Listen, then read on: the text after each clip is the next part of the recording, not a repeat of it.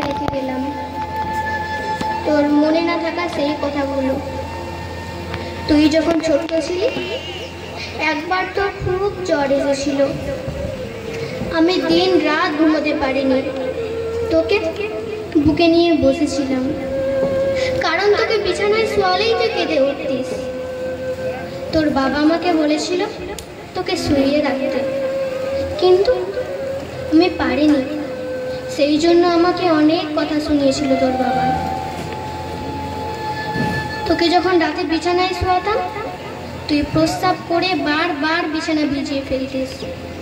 তখন আমি আবার তোকে শুকনো জায়গায় শোয়াতাম আর আমি তোর ভিজে জায়গায় শুয়ে থাকতাম। তোর বাবা যখন মারা গেল তখন অনেক কষ্টেই আমাকে সংসারটা চালাতে হয়েছিল। একটা ডিম ভেজে দুটুকরো করে তোকে দুবেলা খেতে দিতাম। এমনও দিন গেছে শুধু লবণ দিয়ে ভাত খেয়েছি আমি, কিন্তু তোকে বুঝতে দিইনি। একদিন রান্না করার মতো কোনো চাল ছিল না ঘরে। কোনো উপায় না পেয়ে এক বাড়িতে কাজ করে কিছু চাল এনে ভাত রেঁধে খাইয়েছিলাম তোকে। হয়তো ভুলে গেছিস। যখন তোর এসএসসি পরীক্ষার ফি দিতে পারছিলাম না তখন তোর বাবার দেওয়া শেষ স্মৃতি নাগফুলটা বিক্রি করে দিয়েছিলাম। অনেক কথা আছে যা লিখতে গেলে হয়তো একটা খাতাও শেষ হয়ে যাবে, কিন্তু লেখা শেষ হবে না। ভাবছিস এত কথা কেন লিখে গেলাম? সে কথা চিঠিটা শেষ পর্যন্ত পড়লেই বুঝতে পারবি। তুই যখন বড় হলি, একটা চাকরি পেলি, এর কিছুদিন পর বিয়ে করলি। সেই সময়গুলোতে আমি তোদেরকে নিয়ে বেশ ভালোই ছিলাম, কিন্তু তারপর তোর মনে আছে খোকা, একদিন ঘর থেকে কিছু টাকা চুরি হলো। সেদিন তুই আমাকে জিজ্ঞেস করেছিলি আমি তোর টাকার ব্যাপারে কিছু জানি কি না। তুই আমাকে সরাসরি কিছু না বললেও আমি বুঝতে পেরেছিলাম তুই আমাকে চোর ভেবেছিলি। এর কিছুদিন পর তুই আমাকে চোরের অপবাদ দিয়ে একটা অন্য ঘরে রেখে দিলি। খোকা, আমার সেই ঘরটিতে থাকতে অনেক ভয় করতো, কারণ ঘরটি তোদের কাছ থেকে অনেক দূরে ছিল।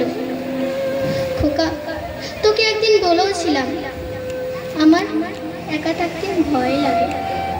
তুই বলেছিলি মরণ থাকলে যে কোনো জায়গায় আসবে। আমার হাঁটুর ব্যথাটা বেড়েছিল, তাই তোকে বলেছিলাম খোকা আমাকে কিছু ওষুধ কিনে দিবি। তুই বলেছিস এই বয়সে এমন একটু আধটু ব্যথা হয়, ওষুধ খেতে হবে না, এমনি ঠিক হয়ে যাবে। আমি বিছানা থেকে উঠতে পারতাম না, শরীরে ফোসকা পড়ে গিয়েছিল, শরীর থেকে পচা গন্ধ আসতো। কতদিন যে স্নান করিনি তাও ঠিক বলতে পারবো না। খোকা, তোর ঘরটা ছিল আমার ঘর থেকে অনেক দূরে। কখন আসিস কখন চলে যাস কিছুই দেখতে পেতাম না, তবুও পথের দিকে তাকিয়ে থাকতাম। খোকা, তুই যখন ছোট্ট ছিলি আমি খেতে বসলেও তোকে কোলে নিয়ে খেতে বসতাম, তবুও কখনো চোখের আড়াল হতে দিতাম না। তুই যখন আমার কোলে পায়খানা করে দিতিস তোর পায়খানা পরিষ্কার করতে আমার একটুও ঘৃণা লাগতো না, কিন্তু তুই যখন আমার কাছে আসতিস নাকে রুমাল দিয়ে আসতিস। এক কাপড়ে যে আমাকে কত মাস থাকতে হয়েছে তাও ঠিক বলতে পারবো না রে। খোকা, তুই যখন অনেকদিন পর আমাকে একবার দেখতে এসেছিলি আমার খুব ইচ্ছে ছিল তোকে বুকে জড়িয়ে ধরি, কিন্তু আমি পারিনি তোকে বুকে জড়িয়ে ধরতে, কারণ আমার শরীরে তো অনেক ময়লা ছিল। তাতে যদি তোর ঘৃণা লাগে, তুই যদি আর না আসিস, এই ভয়ে আমি তোকে বুকে জড়িয়ে ধরতে পারিনি সেদিন। কখনো আমাকে একবারও জিজ্ঞাসা করিসনি মা তোমার কি কিছু খেতে মন চাই? খাওয়ার কথা থাক, কতদিন যে তোর মুখে মা ডাক শুনিনি তাও ঠিক বলতে পারবো না রে। খোকা, আমার কি অপরাধ ছিল যে তোর কাছ থেকে আমাকে এত দূরে রাখলি? খোকারে, তুই কি পারতিস না আমাকে তোর কাছে রাখতে? খোকা, তুই কি পারতিস না আমাকে একটা কাপড় কিনে দিতে? খোকা, তুই কি পারতিস না আমাকে একটা ভালো ডাক্তার দেখাতে? আমাকে একটা ভালো ডাক্তার দেখালে হয়তো এই পৃথিবীতে আরো কিছুদিন বেঁচে থাকতে পারতাম। অনেকদিন পর পর হলেও তোকে দেখতে পারতাম। খোকা, কোনো মা তার সন্তানের কাছে পেট ভরে খেতে চায় না, শুধু মন ভরে মা ডাক শুনতে চায়, যা তুই কখনোই বুঝতে চাস না।